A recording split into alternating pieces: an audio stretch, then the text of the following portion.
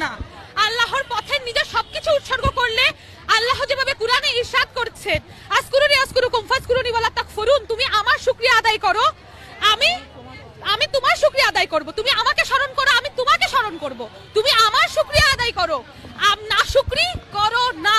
এই জন্য যখন মওলা হুসেন নিজের সবকিছু উৎসর্গ করে দিয়েছেন আল্লাহর পথে, তিনি সাজদা করে নামাজ পড়ে আমাদেরকে বুঝিয়ে দিয়েছেন যে জীবনে যেই ধরনের সমস্যা আসুক না কেন আল্লাহর পথে সরতে নাই, আল্লাহর পথে সাজদা থেকে সরতে নাই, আল্লাহর পথ থেকে নামাজ পড়া থেকে বিরত থাকতে নেই। এবং রাসূল সাল্লাল্লাহু আলাইহি ওয়াসাল্লাম বলেছেন, ইন্নাল হুসাইন মিসবাহুল হুদা ওয়াস সাফিনাতুন নিজা। এটা জান্নাতের রাইট সাইডে লেখা। এটার মানে কি? Verily Hussain is the light of guidance and the ark of salvation. তো যেই বুঝেন না কে হ্যাঁ ছাত্র কি আমগো ভাই বেড়াতাম না তাইলে এত সামনে যাবো টাইনা বাঁচানি যায়।